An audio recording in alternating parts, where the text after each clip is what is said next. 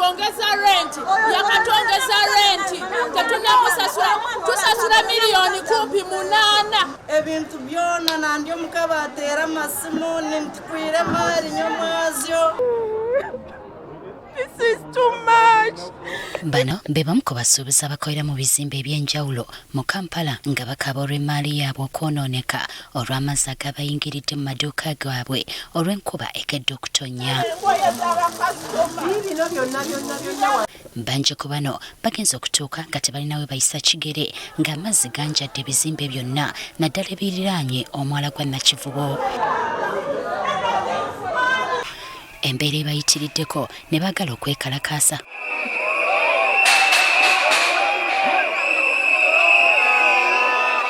Wabula ne poliisi ebadde yabalabuukiridde dda era tebaganyiza. Waliwo n'omu ku basuubuzi alabiddwako nga ttulukuka omusaayi nga kigambibwa nti akubiddwa abakuumi ababadde bakuuma abazimba omwala gwa Nakivubo. Esimu yange bagitutte abasirikale ba amu n'abaana ba amu fena tugenda kulya ebisago bankubye. Ebintu bingi byonooneddwa nga kati abasuubuzi banenya gavumenti okukkiriza hamu okuzimba ku mwala gwa Nakivubo nga kye kitataganyiza entambula y'amazzi. Ensawo zifudde zibadde mpitirivu nnyo.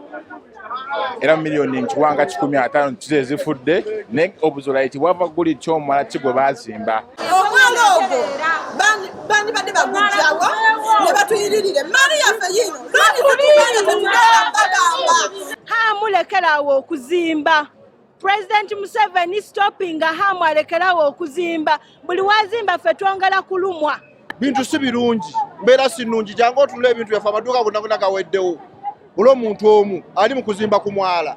Mbagamba tebawakanya nkulaakulana naye abavunaanyizibwa tebasooka kola kunoonyereza kumala ku kirina okukolebwa. Before they started constructing that channel, whether environmental impact assessment was conducted. Bakola planning eyokola omwala nga tebasoose kola planning egenda amazzi waawe galina oyita. Gavumenti mwe nnyini mwagaba omwala guno. Omwala mugulaba gukola overflow emmali y'abantu efa si gwe gusoose. Mukyala Nabanja musasulira abantu ab'ebigwa bitalaze. Tusaba President Museveni eyakwata n'asayiningira amu nti azimbe ku mwala amuyimirize.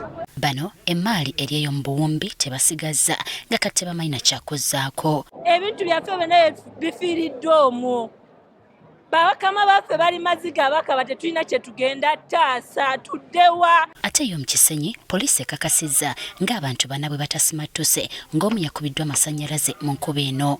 Tunamanya bibakwatako naye nga okufa kwabwe kiddiridde enkuba etojja olunaku olwaleero nga nnyingi nga waliwo ekirowoozo tibayinza obba nga badde bawagamye nga mu mwala kubanga amazzi galina gye gaabajje ne gabaleetaawo. Abatuuze n'abakolera eno batubulidde obuzibu kwe buva. Abagagga bazimbye ku mwala ate tebalumirirwa bantu bano ife abantu ba wansi tebatulumirirwa. Ebyo bikolebwa mu nsi ezaakulaakulana edda nga basooka okusima wansi fuuti nga 10 amazzi ne gasobola okuba nga gatambula. Netojja kutandikirawo butandikizi waggulu gwe n'ozimba ofunemu ebibyo. Kyannaku nnyo guno mulundi gwa kubiri okulaba nga abantu bafa. So ekyensaba ekitongole ekya KCCA ebbanga lyonna tubadde tuyisa budget ku mwala guno ogwajjugula. Tubasaba muveeyo omwala mu guzimbe tulabe nga tutaasa obulamu bw'abantu baffe. Banira balumiriza abakulembeze mu KCCA okulemera mu ofiisi zaabwe ne batatuuka mu bitundu byabwe okulaba embeera nga bweri.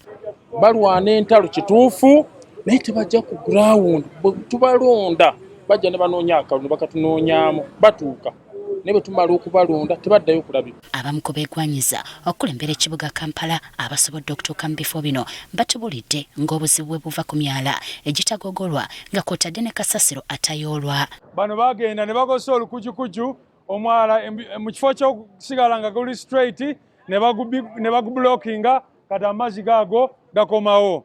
Tulina problem ya drainage mu Kampala nti emyala egisinga tebagikolako maintenance.